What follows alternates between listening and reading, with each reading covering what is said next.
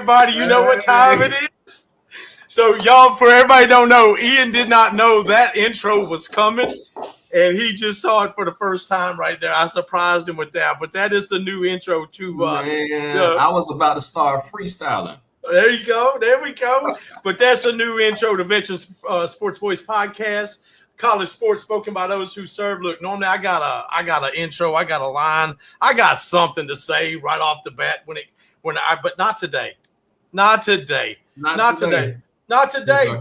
No, people gonna learn today. So today I got my guy Chris back in the back there producing in the background. He used to do it. He ain't been doing it here lately because he's been doing his own thing. We've been watching our boy Chris and Austin. They've been blooming, growing. Their show been taking off. We talk ball. Well, like everybody else in this business, they just talk some truth, and someone got their feelings hurt. Well, guess who got their feelings hurt last week on his show? Who's that? Oh, that'd be Texas Tech. You know, that team that wants to be like Texas, but with less class. And Ian, you know me. I hate Texas. I hate the University of Texas. If they were playing. Hold on. I want to make sure we're talking about the right team here, right? Mm-hmm.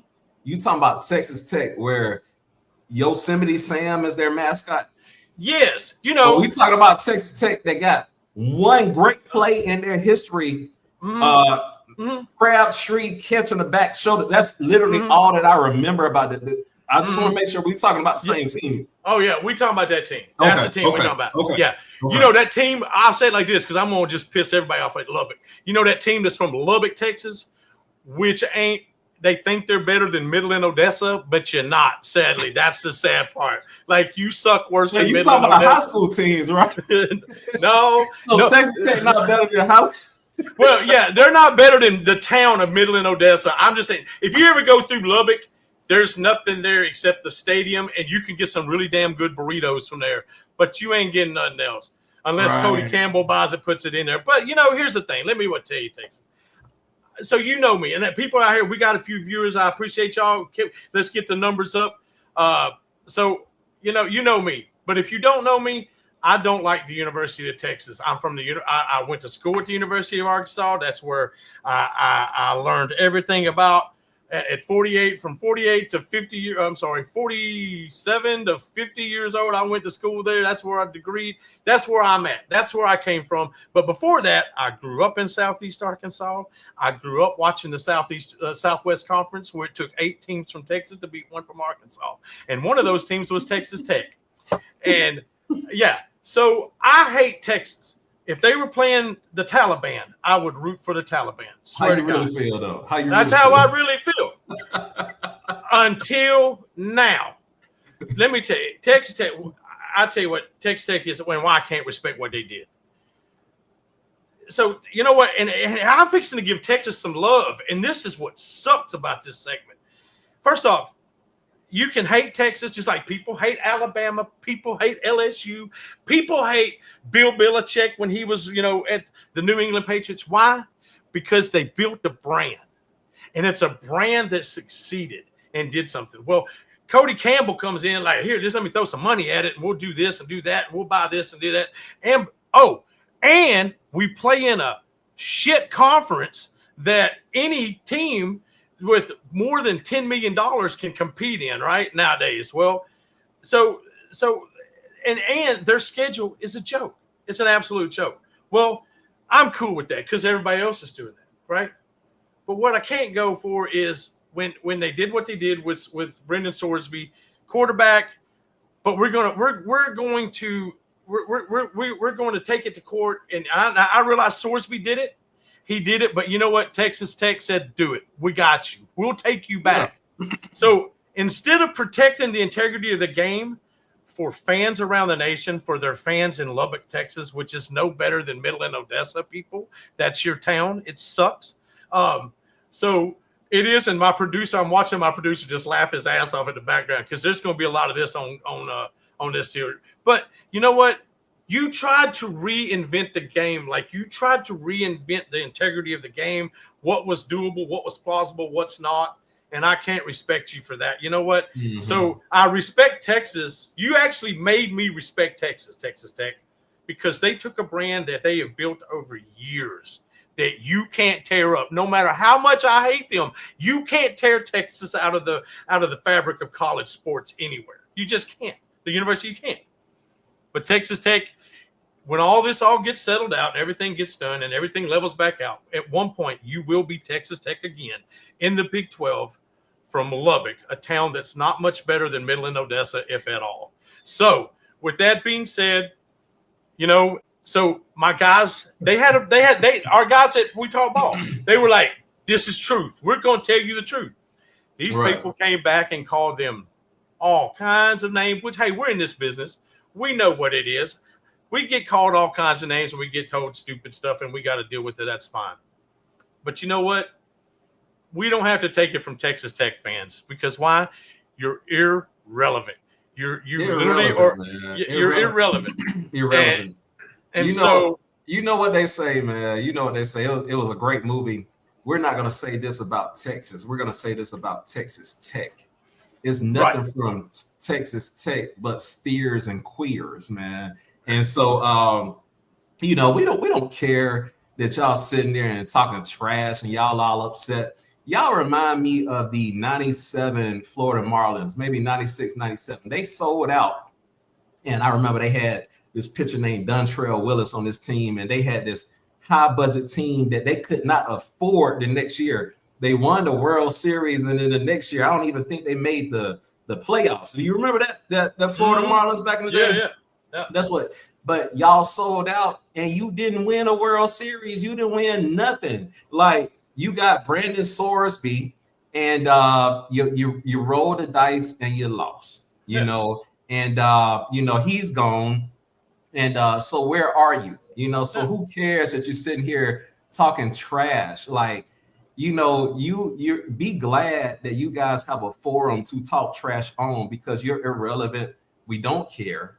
And you're going to do the same thing year after year. You're going to sleepwalk through this stupid schedule. You're going to, pull from the portal, put this ragtag team together that's going to get blasted in the first round of the playoffs every year. So talk Texas. Steers and queers. Yeah. At some point, they're going to get exposed, man. First game of the playoffs, because if they don't make the playoffs, they're just, you know what, there's something wrong with them. But they're going to find out. They're going to get in the playoffs with a team that's been in a dogfight all season long, and they're going to they're going to end up looking exactly what they are. A team that bought their roster and skipped the character building part. Like, no one was thought to investigate and go, like, I don't think it's hard to find $90,000 in bets. I just don't think it's that hard to find. So, but you know what? When you don't care and all you care about is winning and you don't care about integrity, it's easy to overlook those things, especially if you're a university out of Lubbock, Texas. And with that being said, that's all I have for Texas Tech today. Y'all have a good day. Let me ask you this. No, let's not let them go yet, right? So who they're replacing Sorsby with who? Will Hammond, right? Yeah. And so how do you see this turning out? How do you see this turning out? So they're bringing in, they're like Build-A-Bear, all right? So they're going to bring in Will Hammond and plug them in that soft schedule. What do you see them doing? But you know what? Here's the thing, Ian. No one knows what Will Hammond you're getting, man. This dude is still rehabbing from an ACL injury. Right. He's not fully 100% healed. Is he going to be able to play at the beginning of the season? And if he's not, what are you going to do? I think you better. And here's the thing. They do have a schedule that's soft. I don't think they don't play BYU. I know for sure. I think they play Arizona. I don't know if they play Arizona State, but I know for sure they don't play BYU. So their schedule's not that hard. Bro, I'm like pretty sure, like an average guy can play quarterback there right now with that schedule. So, I don't even want to make a call. I mean, I think Will, if he's 100%, I think they're going to do exactly what I say they're going to do. They're going to go to the playoffs, and then they're going to get their ass handed to them first game of the season. That's what I think is going to happen. But I agree. I co-sign yeah, on that, man. I think they're gonna lose before that, man. It's like, yeah, the universe don't like ugly. right, exactly, And that's what they are. They're ugly, and so they're gonna have something that happens, before we get to that point, man. right. Absolutely. Well, I think right here we just brought up. This is Texas Tech schedule right there. Is that right, Chris? That you just brought up right here. There we go. Yeah. So Abilene Christian Wildcats, that's a high school team. Yeah. Yeah. Oregon State Beavers, not the same Oregon State before, but you know what? I love Oregon State because Oregon State had Brendan Sorsby been playing. I know for a fact they were going to push not to play that game. They were willing to pay them $1 million a buyout fee to not play that game against them. I mean, they're gonna play Houston at Lubbock. You got that's a loss. They're gonna lose that. You've been calling that for a couple weeks now, so I'm going to give you that. And they're at Colorado. Coach Prime. You don't know what you're going to get there. And then they got an off day. Coach Prime don't know what he's going to get either. So yeah, exactly. so you got an off. They do have an off date before Arizona State, and they play them in Lubbock. Cincinnati at Cincinnati. In Cincinnati, if there's anybody here from Cincinnati right now, with them coming to town. Was that October 24th? Y'all better bring the juice. And I mean the hate juice. Like, this kid was at your town. Like, y'all got implicated. You don't even realize how many. So, we got Jamal asking, how many wins was Sorsby worth in your opinion? Well, I think he's worth all of them. If you know what he's played against, because they're we talking about real football, or we talking about prize picks? That's what I'm saying. Like this schedule here, you don't have to be a good quarterback. There's no. I tell you right now, the team that I would be fearful of, just because I don't know, and I love their coach, Oklahoma State Cowboys at Stillwater. I was going to say the same thing. I think that's a team right there you might want to pay attention to. But yeah. So was there chances of winning better? Absolutely. But is Will able to do this? Yeah. Is he 100%? That's the question. But to answer the question, I think that Sorsby, how many wins he's worth, they would run that schedule and lose first round of the playoffs. With Will Hammond, they're probably going to lose one of those games, make the playoffs, and lose first round. So the destination is the same. Absolutely. I have to agree with you there. Oh, snap. Hold on. I just did something crazy. Okay, there we go. All right. So after that, do you have anything else you want to say about what we had going on? No, that's it. Okay. All right. So as we have a few viewers on here. Absolutely. Well, I appreciate every one of y'all tonight. Before we get any further in this, I just want to tell you guys, appreciate you guys being on here. This is the Veteran Sports Voice podcast. I am Sean Mercer, Coach Pops. This is Mr. McCants, Ian McCants. I'm a dual service veteran, both of the Army and the Navy. And Ian is a Naval Submariner, a fire control technician off of the USS Louisiana Blue Crew. A boomer. So we used to hide with pride and do our thing, baby. But anyway, that's our background, and we appreciate you guys being on here. And if you're on YouTube right now, and you haven't already, hit that subscribe button for us, man. That's what gets our message out here. Do that. And if you're on X, hey, man, hit that like button. But you know what? Come on over to the dark side of YouTube over here and hit that subscribe button, because we sure would appreciate you guys. I got a question for you. Yes, sir. I got a question for you. So I value your football knowledge, man. I always have. Like, I'll never forget a couple of things. When we first met, you told me about Matt Jones, quarterback, Arkansas, and then you also told me about Gus Malzahn. You also told me about before anybody knew who he was, right?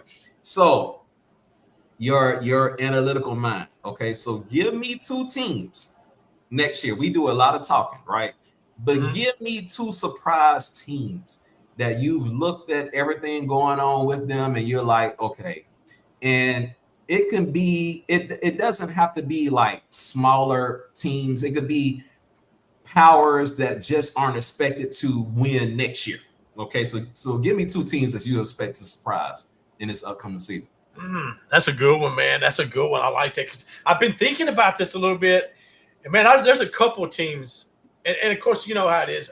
A couple of these teams I want them to surprise us, just because I love the coaching staff. But man, if I had to go through my two teams right now, dude, and here's the thing, and it's bigger teams, okay, but and I'm going a little bit with the way Coach Cignetti at Indiana built his Indiana team to win the national championship. He brought continuity with him, and in today's world, in college football, we don't have that continuity anymore. Oh yeah, you gotta have. As soon as the season's over, people are popping in the portal. The portal's opening a few, and you know how it goes. We're like, okay, who's next year's team? So with that being said, man,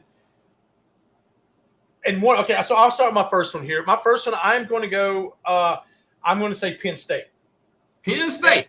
The Penn State. Okay. That's surprising. The reason why I say that is because with that is Matt Campbell has brought 39 transfers with him from Iowa State. 39 of them. And he's got a quarterback that's one of them that 26 career wins, Rocco Beck. He's coming over. So he's got some guy. He's doing this right here. And you know what? And you know what? For Matt Campbell at Iowa State, when he's won some big games that he wasn't supposed to win. Right.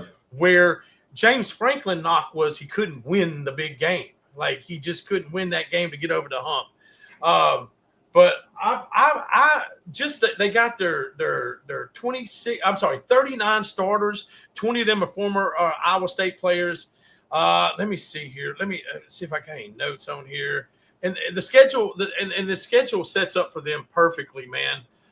Because it's Penn State. I want to make sure I got my facts right. Guess who Penn State doesn't play this year, Ian? Who was that? They do not play Indiana. Oh, they do not play. Indiana's a team that they carbon copied their playbook. Yeah, yes, they do not play. They do not play Ohio State. Okay. Nor do they play Michigan. At all in the regular season. That's a favorable schedule right there, brother. Brother, look at that schedule right there, man. They have the big house. They have big house. They have Washington at Washington and at Maryland, at Northwestern at Temple. Bro, the only game that I see that's really going to be tough for them is October 17th. Now, don't get it wrong. Wisconsin's going to be a hard one. I think Purdue's going to be better than a lot of people are going to think about. Just Barry Odom always seems to do pretty good his second year, and I like Minnesota. I like me. Oh, and you know what? One thing too, we got called on our program last week. We were an SEC homers. No, well, we're talking about teams that aren't right now. So if you're on here right now, please note that we're not talking SEC right now. We're talking Big Ten football right now. But Minnesota, I love the returning quarterback Drake Lindsey out of Fayetteville, Arkansas. I think Drake is going to put up some good numbers this year for Minnesota. So, but really, Michigan is that team right there that scares me with Penn State. But and Michigan right now is already ranked 14th nationally, man. So that's a really, really good thing right there, right? And the first 6 of their 7 games are at home. If you look at that, man, yeah, they're at home. And you know what? What's good for a young quarterback starting out in a new system, his second year? Underwood is home games, and I love their offensive coordinator. And I can't believe I just can't think of Chris. Who's their offensive coordinator? I cannot think of who it is. I love them. I can't think of them. For who? For Penn State? Oh, from Michigan. Oh, from Michigan. Okay. What's that? Jason Beck. And the reason why I'm talking about Michigan at Penn State is because my second team. Well, you know what? Before we do that, we got Penn State over here. I love their defensive coordinator hire. DeAnton Lynn came from USC. Dude, this guy's he's a young guy. I think he's 37, if that old. But he comes from USC. I'm sorry, he was a 2-year stint at USC's, and he was at UCLA. Recruit well, but I think he was ranked like were they 13th nationally last year or something. They were a top 25 defense, so I like what he's got there. I love what he's bringing to the table. They've got some defensive ends that are coming. Groundville, McPherson rotating in. They got some good players, man. Some good defensive tackles that transferred in from UCLA. Todd Blanding is protected. So that's my surprise team because of that schedule. Right, I like it, man. Before you get into your second team, I love it. Like I hadn't even looked at their schedule. That's amazing. So this is what I'm seeing. So they carbon copied Indiana. So they probably got some 34-year-old players too, but regardless, they got the continuity. They got an easy schedule, avoiding Indiana. And am I wrong here? Should Penn State have beat Indiana last year if it wasn't for a phenomenal toe tap catch? Yeah, it was. Okay, so they're avoiding the team that they should have beat last year if it wasn't for a Heisman win. And I see a game there. So yeah, man, I like what I like that. I co-sign on them as being a great team for next year. Yeah, and see, that was one of those games last year that Franklin just didn't win. That was one of those big games. He did not win. Yeah. So then my next team that I would have to pick, and I'm sorry I'm missing some stuff here, guys, from here, but I'm okay. My second one, and it's the same model, and it's so in this one it's going to be Michigan, and same thing, man. And this one causes a few little domino effects for me when I pick this one right here. So everybody knows, and if you don't know, then you were part of that moon mission going around the moon because you missed some good stuff. What happened in Michigan this year after the season? We all know the drama right there with the former coach. So they went out and they hired Kyle Whittingham, who was going to retire from Utah. And, man, he came in with a transfer class after he's done that is ranked 10th in the country right now. He brought in, I can't believe, for some reason I want to say it was like 20-something or 30. It's close up. He brought pretty much everybody from Utah with him over. And so I love this deal. And Kyle Whittingham, he comes from that Laval Edwards coaching tree, BYU coaching tree. Yeah. So he comes from there. He's got a quarterback. That I love Bryce Underwood. I love Jason Beck. Thank you, Chris, for backing me up. But I couldn't remember. Dude, I love this matchup right here with Beck and Underwood right now. I think, this could be something. Their schedule is a little bit, but not bad. I mean, it's not. There's nothing here because at the end of the day, it's Michigan. Kyle Whittingham is not going to be punked out at the big house. He's been around the block. He's got some players. He's got a quarterback that I love this. And is it make or break for Bryce, especially with the staff that didn't recruit him? You know what? I think this staff is lucky that Bryce stayed, in my opinion. Yeah. With him. I agree. And I think you got to give him some grace, man, because he played as a true freshman, and your program was chaotic. Mm-hmm. It was chaotic, man, and he still had some flashes of brilliance, and so. Unfortunately, it may be make or break due to, society, but it shouldn't be, because, he really, could have ran out of there, and he didn't. And so he's there. And so, hopefully they'll show him the same amount of grace that he showed to the program. Well, and at the end of the day, what quarterback do you have on the bench that's better than Bryce Underwood right now? I mean, there just ain't, dude. That dude is a phenomenal talent. I don't think the system he was in last year was set up for what his skill set is. I think that's why this is going to be good. And I'm going to tell you right now, that second game of the season right here, they play at Oklahoma. They got Oklahoma coming in to their house. And so at noon. So that's going to be a good one there on September 12th. They win that. Let's see. I think that's a good one. And look at what you're talking about. Look at November. I agree. I agree. So we got two games there, November 14th, November 28th, that they need to split one of those. especially if they don't win October 17th, which we've already talked about. You Right, know, so right, that's a right. doozy right there. But yeah, man, they can't go over with those Right. three. Right. Now, Yeah. look, I'm calling these teams to make, look, I see both these teams. Both these teams can make the playoffs. No problem, not a chat. Now, what they do after that, I don't know. But I tell you right now, of my two surprise teams, Penn State, to me, of course, they have the easiest path to get there. God, when it comes to coaching, I don't know who I would give the coaching edge to on that. For them, but you know what? We'll see. Come November 17th when Penn State and Michigan square off, and at a state college. So we'll see what happens. I think that's going to be a great game, and I hope everything lines up toward that game at the end down there on November 28th. Man, that it means something in the Big Ten and for the playoff picture. That's what I'm hoping. Absolutely. So now, with that being said, there's two of my surprise teams. Now, Ian, I'm going to come right back at you. Since you came at me like that, I'm going to be like, okay, you asked that question, so you must have had a reason. So who's your surprise teams right there? And we got Jamal with a question right there. So let's. Wish we had more SEC. I mean, that's great. Michigan, Oklahoma, Ohio State, Texas. Yeah, man. I mean, that's a phenomenal lineup that week.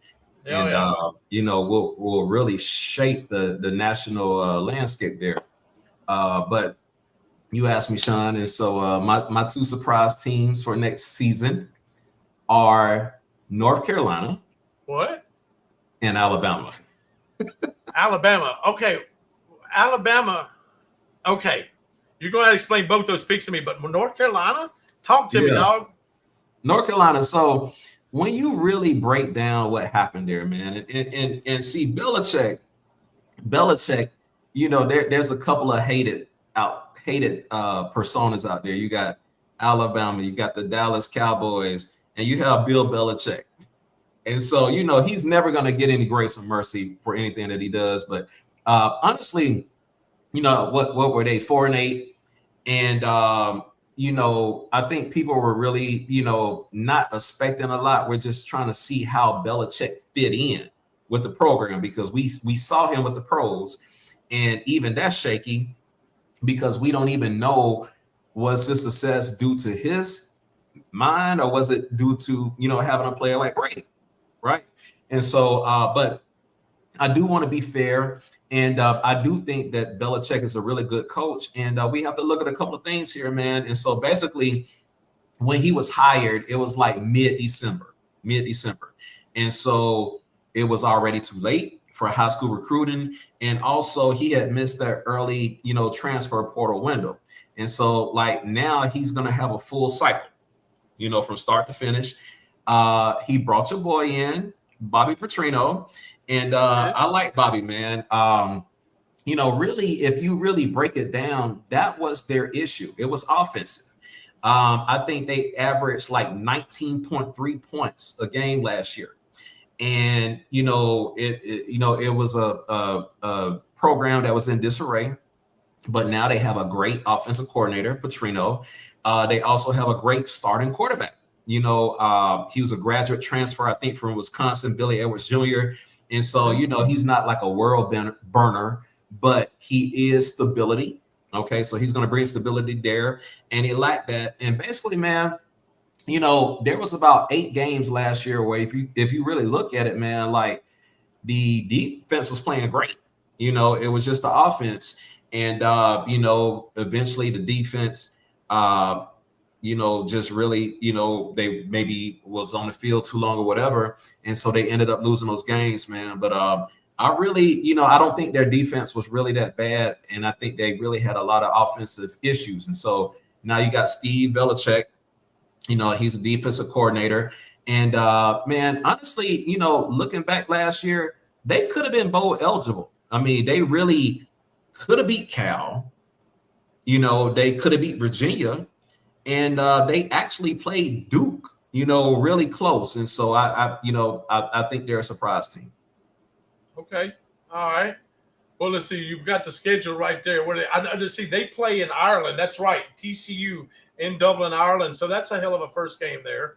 And I know they have Notre Dame on their schedule, but they're playing at Chapel Hill with that one in October the 3rd.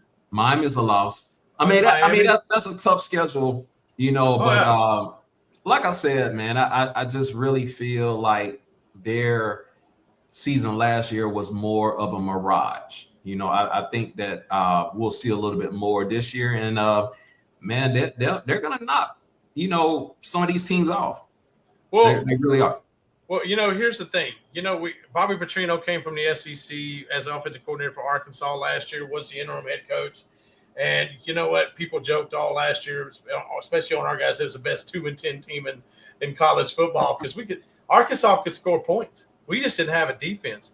And I guarantee you with Billy Edwards Jr., or you also have Miles O'Neill, who was there, I believe, as a redshirt as a freshman with Petrino at A&M, maybe, if I'm not mistaken. Like, I know he's got some ties to Petrino. But, no, dude, I can see Petrino. Like, if you look at Petrino, like he averages 33 points as an offensive coordinator. That's what he averages. So if he can get them in the high 20s, yeah, you're right. They're going to win them some games.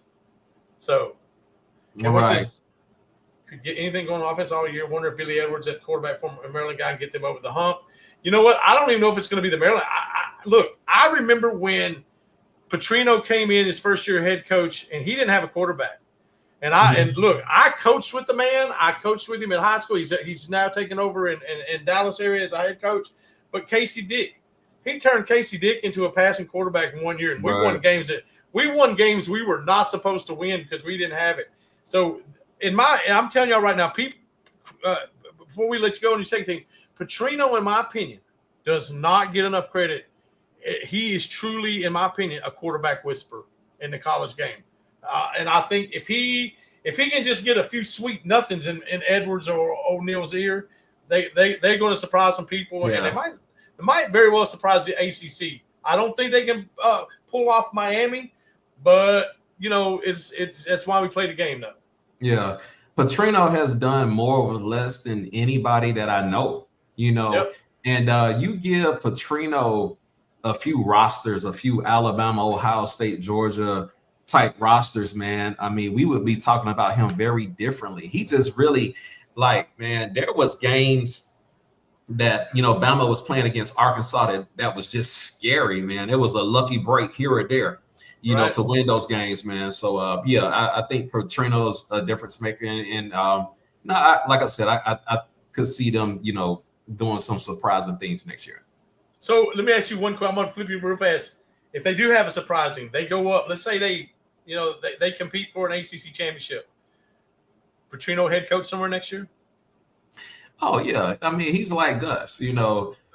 Like if Petrino or Gus Malzahn is anywhere on your staff, assistant, anything, you're asking for it. And so no, it's like he knows just what I just said, man. Like, give him a good roster somewhere. And I think that he's more likely to get that despite all his problems other than Gus, But either one of them with a good roster is trouble. Yep. And we'll see, because Billy Edwards is coming off. He was injured second game of the year and missed the rest of the season. So he transferred from Wisconsin to there. I'm high on the kid. I really am, because I think he just needs the right coach to get him to see the field the right way and do the things that he does. And I think it's going to be I can see that. I co-sign on your pick. Now you came back at me and you were like, my second team is going to be Alabama. Mm-hmm. Alabama went to the playoffs last year, dog. Like, what are we talking about? Talk to me. Well, we're talking about surprise, and so they went to the playoffs, but still, the general consensus of them is that they're on the way down, they're trending down. But see, this is the thing, if we can talk about continuity, for other teams, then we should be able to talk about that with Alabama. So last year, they were 25th nationally, production defense, and so they're bringing back a lot of guys, man. They're bringing back Bray Hubbard, Keon Sabb, Johannes Pierre, Xavier Brown, Dijon Lee, Red Morgan, Justin Hill. And so that's a lot of continuity. And so, everybody's focusing on the offense. What's the offense going to do? But that defense is going to be a killer, man. And Alabama has shown us numerous times, good defense, functioning offense, and we'll be a playoff team. And so I think that's what we're looking for. And outside of that, man, the board has made a lot of good moves, just like we're talking continuity, right?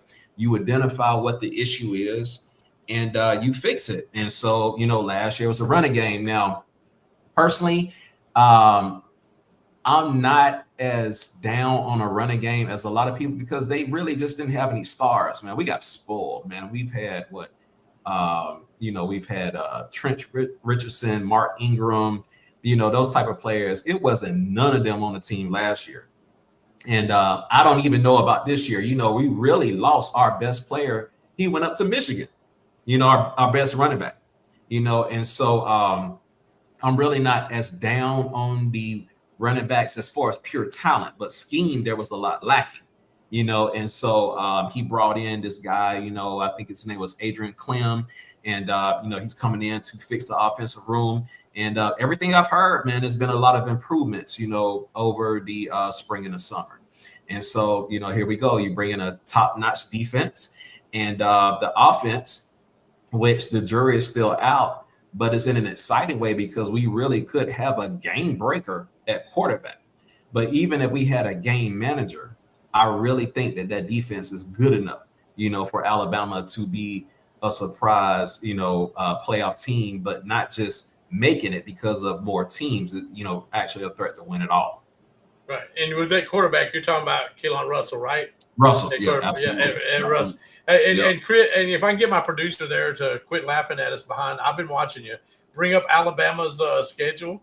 That would be amazing at some point. But so, and dude, look, people don't realize, like y'all's quarterback, Russell, that guy has a chance to be one of the most exciting players in all of college football. Oh, absolutely. If he lives up to that hype, dude, my God, like that could be scary because your defense was what were y'all last year? Like 25th nationally? I think 29, like 20. Yeah, it's under top 30. Top 30. So now looking at that right there, if we bring that up, so where do you see some loss? Where do you see wins, losses? What do you see, man? Talk to me. Honestly, man, I love the schedule. Okay, so we'll start with East Carolina. That's a home opener, and whoever wins the job. So there is a chance that the board might do what Saban did, which was actually mess up a quarterback competition. He got bailed out by Tua in a national championship game, but Jalen Hurts had no business starting over Tua ever. So hopefully the board doesn't do the same thing here. But, Austin Mack is a guy that has been in his system for a very long time, and so I don't know who's going to run out against East Carolina, but that's a win. Kentucky. Okay, we're gonna go to the Kentucky game. That's a road test. Kentucky has elevated their brand the past few years. Okay, they've had a couple of good teams, but at the end of the day, Alabama's 39-1 against Kentucky all time. So I like our odds to win that game. Okay, the next game, we'll probably have that one circled, so this is Florida State, and I don't think Malzahn is still on that team, right? No, I think he retired. I think he's totally, absolutely retired. Yeah, okay, so Malzahn's gone, but this is a revenge game. I mean, this is a team that beat us 31-17, embarrassed Alabama last year, but this time it's in Tuscaloosa. And, I think that this time that Alabama, one thing about Saban, he didn't like that revenge narrative. He's like, next man up, a faceless enemy. We treat them all the same. But I think in this case, we're going to have a little special something for Florida State. All right, we're going to go to South Carolina. And that's traditionally a tough game. I've even been in attendance at a South Carolina loss, Steve Spurrier, Stephen Garcia team. But it's a home game. It's at night. I like our odds. Mississippi State, we usually beat them. I have had a couple of close Mississippi State games, but, we usually beat them. Georgia. Now, one thing about this game is that it's game number 6, right? And so I think when we beat Georgia in Athens last year, it was game number 3, and nobody really knew much about Ty Simpson, and so I like it. I like the fact that they're coming to us. This is definitely a measuring stick game, and I like for us to have our quarterback situation figured out. And the fans will be hyped. And at the end of the day, we're 9-2, against Georgia, here recently. So we'll take that. Now, this next one here scares me, right? Tennessee. And it scares me because of the emotional letdown. Let's say that they do beat Georgia, and I'm very high on Georgia. Anybody that listens to me understands that. But let's say that they do beat Georgia. That's a doozy, the next week to go to, Naylor Stadium there and play Tennessee. And so that's the one that worries me the most. Texas A&M, they're coming, it's a home game. I like that. I'm sort of high on Texas A&M, but at the same time, I like to beat them, coming into Bryant-Denny. Perfect off week, going into LSU. So I know you're going to, talk a little bit about your expectations of them. I don't know. It's so hard, man, your first year, to just have a dominant team because, are you going to reinvent the wheel here? Or are you just going to, Brian Kelly wasn't at the bottom of no recruiting services. And so, that cupboard is not there. I like Lane Kiffin. Like I tell any Alabama fan, Lane Kiffin almost won a national championship with Blake Sims as his quarterback. Like, that's ridiculous, but great bye week. And then we're going into Tiger Stadium there. Vandy, we're going to knock their teeth out, we're going to knock their teeth out. Chattanooga, that's a tune-up. And then we have Auburn, coming home where their referees can't cheat. So, really outside of that Tennessee game, man, I like for them to beat just about everybody. Oh, that's a bold statement. That is a bold statement, especially with our UGA producer in the background who's been throwing up your number 1 sign all the time. And oh yeah, you done got Jamal banned apparently. He won't be able to come ahead. Something like Colorado, Coach Prime, you're 1 times 10. Yep, there you go. Yeah. I agree with that. I agree with that right there. So it's Alabama. They're going to have a defense. If they have a defense, and dude, they get any offensive production. If they fix that O-line and get a running game, which Russell can bring a running game like nobody's business, and that could definitely Russell could definitely. I could see this where Russell changes the whole dynamics of this, and you have to scheme for Russell, and because that you're going to leave something else wide open. And yes, I can see this happening. He's kind of like Bryce Young, not trying to take over what you're saying, but Bryce was a pass first, run second. Right. That's what Russell is, but he can run. Yes, and so you have to account for that. Yes. But I like that. I like pass first, run second type quarterback as opposed to run first, pass second. Right. I like it. I like that. Well, now that we did that, now the troop training, like we say, is coming through, right? So, that old toot train, toot, we coming, baby. The train's on the track and it's a coming, right? So I am going now. Look, before I get into this, I'm going to give a reality check, but look, it's one of those soft, like Ian the other day. You only knew what you got called. So the other day, people, we were up here and we got people here and we appreciate you. We would love for people to interact. Get up here. Say haters something. Make us greater. Yes. Get on here. Like, don't be scared. Keyboard warrior the hell out of this with us. Like, let's go. But someone called me. No. They called you a fat retard, a fat effing retard. And then they called me. Oh, one guy goes, You sound like someone doing one of those guys doing preseason national thing. Okay, it's before the season, so that would be pre, and the games haven't been played yet. So yes, I would be kind of guessing. This is how this works. Let me say something real quick to the guy that called me fat. Thank you. And let me tell you why I'm thanking you, right? Man, I haven't been this size since high school. You know what I'm saying? I haven't been this size since high school. So I look in the mirror and be like, Ian, you getting too small. So thank you for letting me know that I'm big in your world. That's right, baby. We big in a lot of people's world.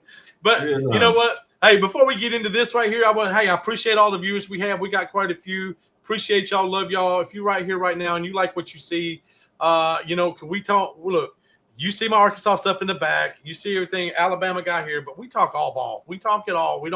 We've talked about the Big 12, Big 10, and now we're doing a little SEC talk here. But hey, if you're on YouTube, you like what you see, do us a favor, please, man. Hit that subscribe button. Help get our message out there. I want to say one thing regarding that, though. Don't get mad at me, right? Because, hopefully y'all are smart, right? You're smart enough to talk college football. Do you invest? So show me your investment portfolio. You probably got Google, NVIDIA, Microsoft, so don't get mad at me when I'm ranking people according to the investment, which have brought me money in the past. And that could be 8 to 10 SEC teams. I'm just trying to make money. I hear you. And we just had our producer's daughter came back and threw up the hook 'em horns. I'm like, oh, Lord. Nah, no more birthday present for you next year, young lady. So, no. But you know what? You're right. Hey, we do this. We spend our time out here. Hit that subscribe button. We like. And if you're on X right now, hit that like button. We appreciate you on there because we know we're throwing our message out on there too. But jump on over here to YouTube and hit that subscribe button. That's what we appreciate. Now, with that being said, I'm going to bring a scenario that could happen. And look, I'll be honest. I hope it doesn't happen. Why? Because I root for these teams when they don't play Arkansas, and LSU is one of those teams. Okay, and LSU. Look, I've looked over LSU here a little bit and everything, and Lane Kiffin's even going, whoa, pump the brakes a little bit. This is year one. If someone can tell me in year one when someone completely turned it around, changed it around, and won a natty in year one, tell me I'm all ears because I don't know of it happening, and I don't think Lane Kiffin's going to do it.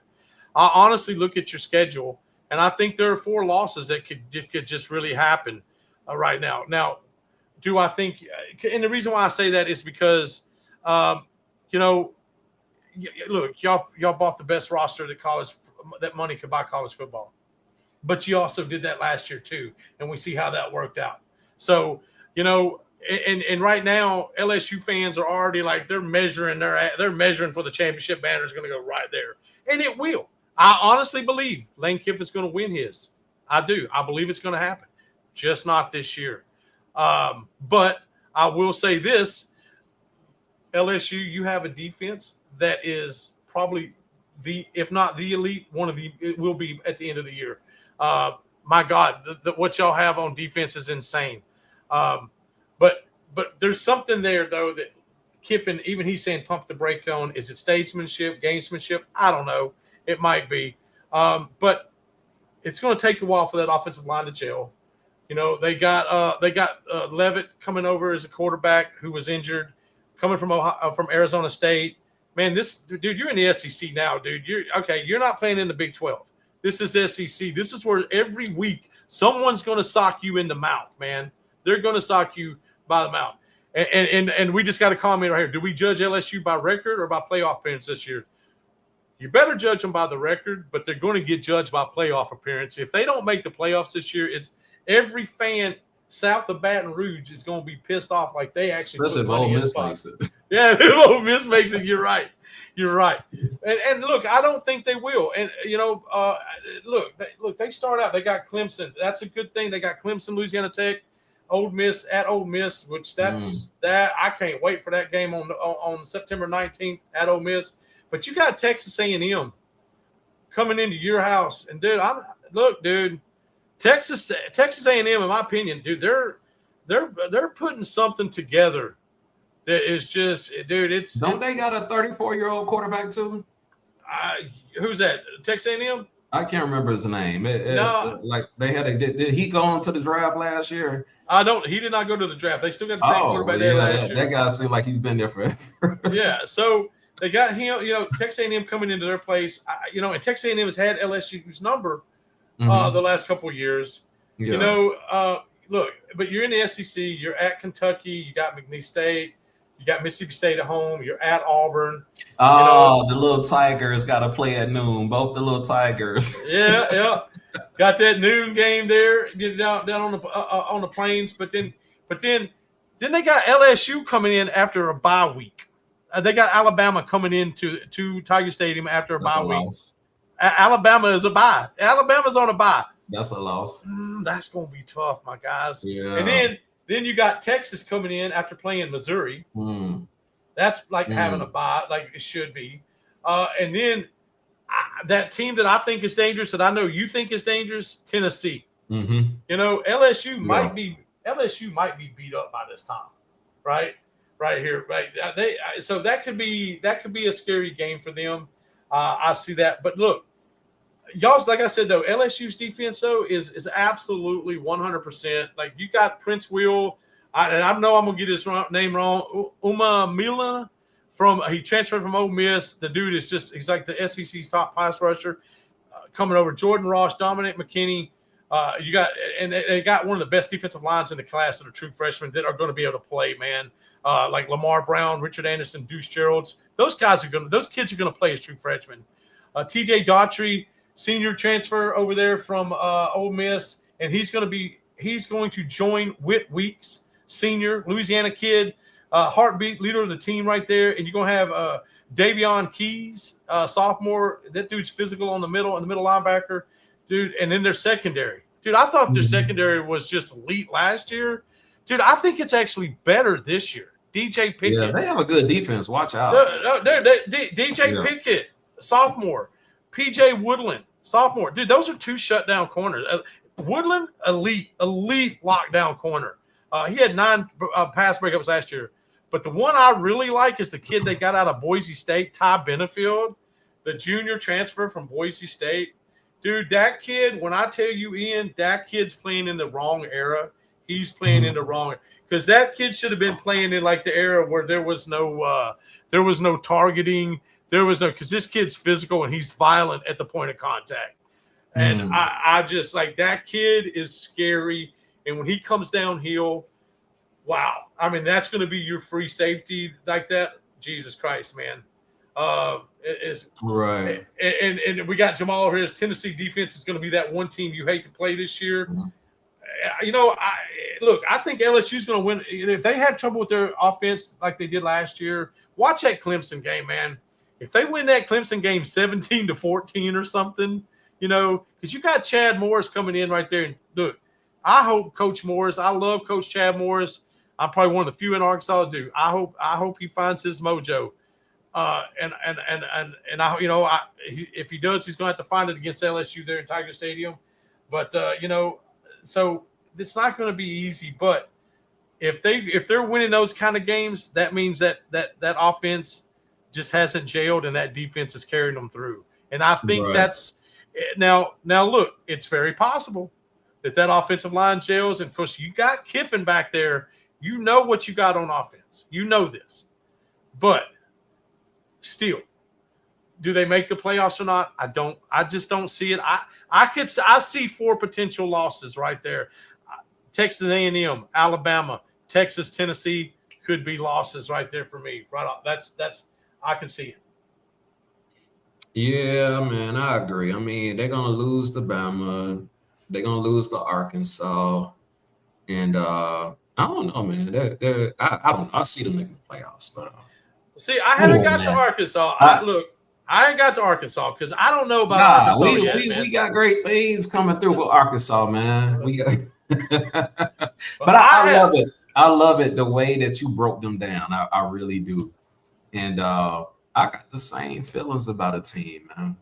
Who's that, man? Talk to me. Let's go, baby. Indiana, man. Indiana. Okay, so okay. Let's talk about it, right? So 16-0. Amazing. And one thing that I said is I'm never a hater. That's amazing, man. That's amazing, right? But let's talk about, what they're going into next year, right? And so program record, they had 8 players drafted off the roster, but 15 contributors gone, right? Not just the 8 that were drafted, 15 are gone. And so that's a lot of players, man. I mean, they're not just reloading. they're losing the engine to the car, right? So we'll start with the head guy, okay? Mendoza, okay, your quarterback, Heisman winner. He's gone. He only had 6 interceptions last year, and you're going to replace him with Josh Hoover. Now, Josh Hoover has great stats, right? On paper. But let's really look at what he's done, man. He threw 11 interceptions in 2024, right? And he threw 13 interceptions in 2025. So you're replacing your Heisman Trophy guy, Mendoza, with a guy that has doubled his interceptions, right? So that's what you're doing. And he did that in a worse conference with TCU, right? So that's not a lateral move at all. That's the most important position. And it's a downgrade, right? So let's go to their defense, right? So they lost D'Angelo Punch, right? So he's a great player. Pick 6, Rose Bowl, forced fumble against Alabama. He's in the NFL. All right. So the guy that's replacing him is good, but everybody there, is saying, he's not the same player as Punch. Your tight end, right? Glue of the offense. Block, caught passes. He even ran the ball. He's gone, right? You got your center, Pat Coogan, gone. All right. We got the receivers. We got Cooper. The other guy, I forgot his name, but Mendoza's top 2 targets, gone. So what am I missing here, right? What am I missing here? All right, so what are we basing on the optimism for next year, right? Let's keep in mind how they won. I don't care how, if it rubs you the wrong way. We've been talking about continuity, this whole time. And so he won with continuity, He won with a team and everything fell right, including a perfect toe tap against Penn State. But now you're going to tell me that he's just that good. And we don't have no basis of saying why Cignetti's that good. And he's going to go just build a bear, and plug players in and still win. Why? Nobody has told me why. Continuity does matter. And, you take it. They were 27-2. Over the past 2 years, they had the most experienced roster, in college football. 15 of their 22 starters was in their 4th year. And you're going to tell me that doesn't matter. That doesn't matter. And, the thing about it is I'm not saying that they're just going to collapse. I got them at 10-2, 9-3, but I wouldn't be surprised to see a 7-5, 8-4. Looking at this schedule, but it just takes a lot, man. And but there we go. We got your schedule up right there. When you look at their schedule, okay, let's go through it real quick. North Texas, okay, they're gonna win that. How? Okay, we don't even have to talk about that. Western Kentucky, okay, but Northwestern, I talked about that game. That's a sneaky game. They got Nebraska. You're high on Nebraska. Ohio State, that's a loss. Michigan, that's a loss. Minnesota, you're high on that. They got the bye. Then USC, Washington, and Purdue, they could lose 2 of those 3. So I just don't see, where it's coming from. And at the end of the day, man, I'm gonna say this, right? Indiana, you're smelling yourself. You're smelling yourself. But let me talk about me, right? Like I say, I go with history over emotion, right? And I have witnessed my team win championships since 1979, the year that I was born. right?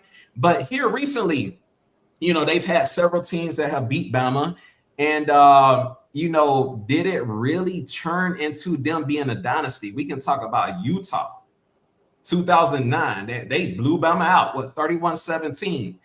Cal Whittingham, who he's your guy, and I think he's gonna really win with Michigan, but he's still chasing that dynasty, going to a true blue blood now.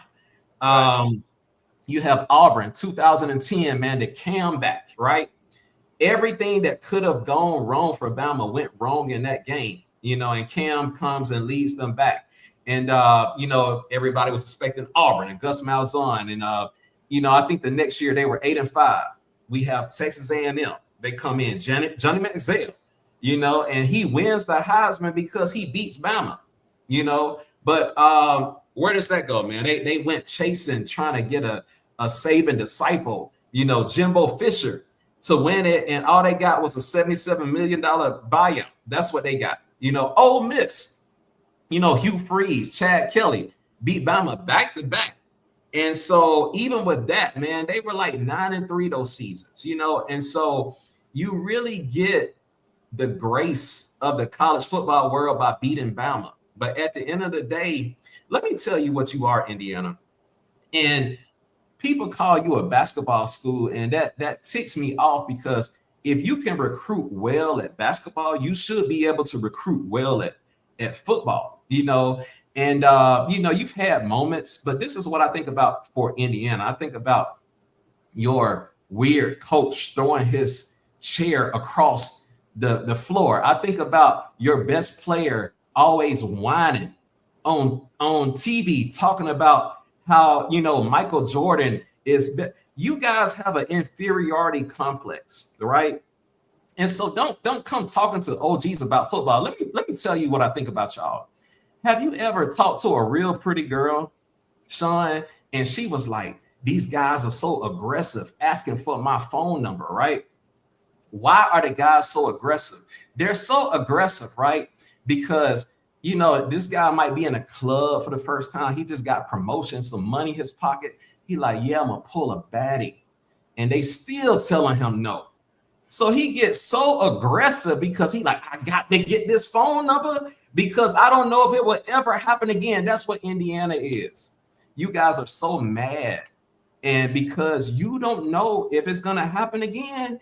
And I'm here to tell you, it's probably not.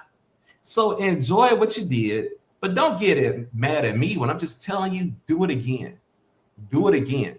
My team has been doing it my whole life since 1979. Do it again. Call me what you want, but do it again. Until then, sit in the corner, little one. You don't belong in these conversations with the true OGs. And that's what my team is. Roll damn Tide. And with that, we will go over our hour break. There we go, right there. So if anybody from Indiana has anything to say with the complaints, at the complaint department, put attention Ian McKenzie. They don't deserve to see but sit down and play NCAA 26 in a week and relive your glory team. It's over. There you go.